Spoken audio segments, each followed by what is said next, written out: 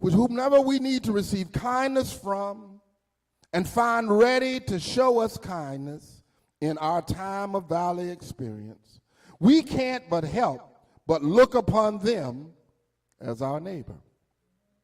And therefore, when there are those who are in need of our kindness, we should be ready and willing to show kindness accordingly.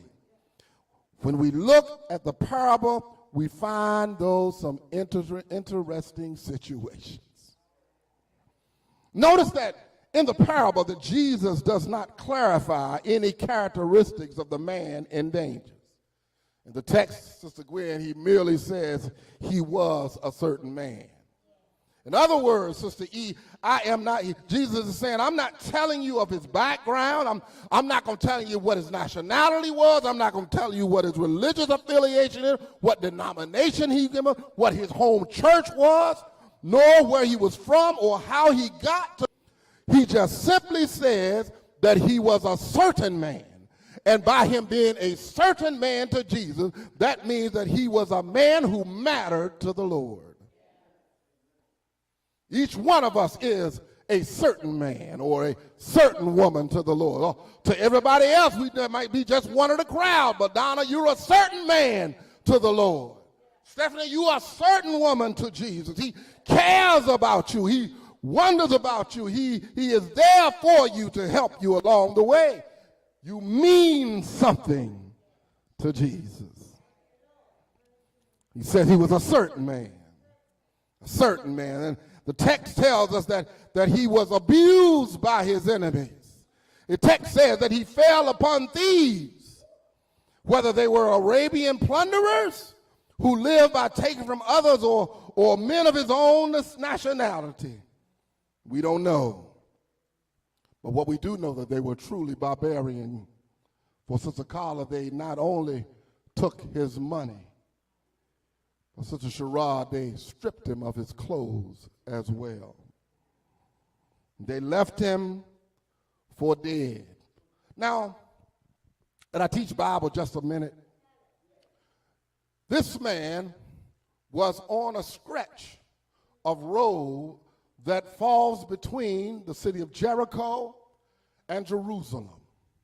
At one point, it was an important road because of trade reasons and whatever, and all of during that time of the Roman Empire.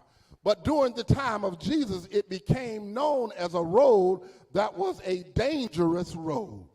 This 18 to 20 mile stretch of road not only was frequented by priests and Levites and those who were traveling between the city to Jerusalem, but it was also frequented by robbers and by Arabians and by folks who cared nothing for anybody else. They didn't care anything about taking what you have and leaving you for dead. So this is what happened to this certain man. So Brother Keith, it makes me wonder that Jesus tells this parable. I wonder, did this thing really happen?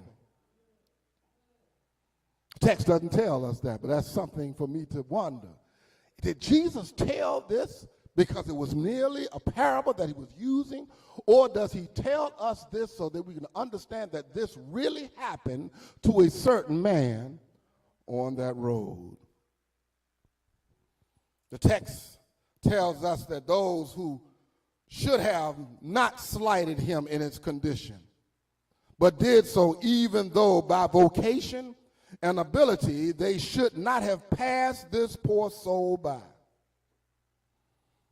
It is sad when those who should be examples of charity are prodigies of cruelty, and when those who should be displaying the mercies of God by opening their bowels of compassion to others shut up their own bowels of compassion. But what's deep here, Stephanie, is when Jesus speaks of the passing by of the priest and the Levite, he does not take time to clarify why they passed him by. He doesn't take time to clarify any motive that they have, for either that might have caused them to neglect what really was a human duty. Now, you can study, when you study this, if you study this parable long enough, you can actually find commentators who will tell you that the reason why that the priest and the Levite passed him by was because of the man's condition. Then he was an unclean person because he was beat up and that he was left for dead and bloody, that he was someone that they were not supposed to deal with.